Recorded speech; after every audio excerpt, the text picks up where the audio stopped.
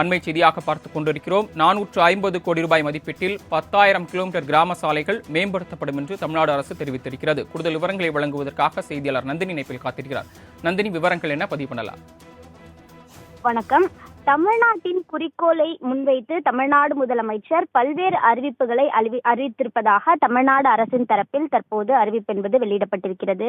குறிப்பாக 110 விதியின் கீழ் தமிழ்நாடு முதலமைச்சர் பல்வேறு அறிவிப்புகளை வழங்கியுள்ளார் எனவும் குறிப்பிட்டு அந்த தமிழ்நாட்டின் முன்னேற்றம் ஒன்றே குறிக்கோள் என தமிழ்நாடு முதலமைச்சர் நிரூபித்து காட்டியிருப்பதாகவும் தெரிவிக்கப்பட்டிருக்கிறது. குறிப்பாக பார்த்தோம் என்றால் தமிழ்நாடு அரசை பொறுத்தவரையில் 110 விதியின் கீழ் பல்வேறு அறிவிப்புகளை தமிழ்நாடு முதலமைச்சர் சட்டப்பேரவையில் வெளியிட்டிருக்கிறார். அதிலும் குறிப்பாக கிராமப்புற சாலைகள் திட்டத்தின் கீழ் பல்வேறு அறிவிப்புகள் வெளியிடப்பட்டிருக்கிறது.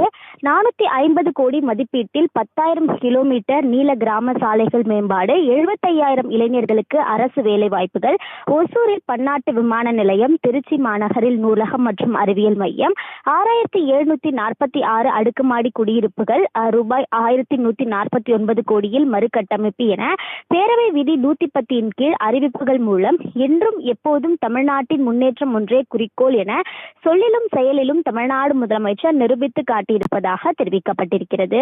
குறிப்பாக பார்த்தோம் என்றால் கிராம மேம்பாட்டு திட்டம், அதே போன்று 75,000 இளைஞர்களுக்கு வேலை வாய்ப்பு உள்ளிட்ட பல்வேறு திட்டங்கள் சட்டப்பேரவை 110 விதியின் கீழ் அறிவிப்பாக வெளியிடப்பட்டது.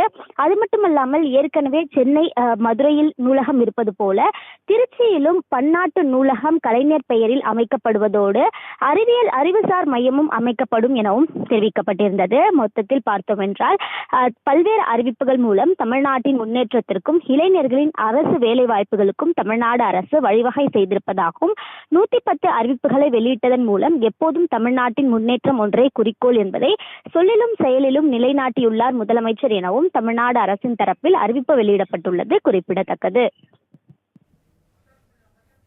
தாங்கள் வழங்கிய தகவல்களுக்கு நன்றி நந்தினி.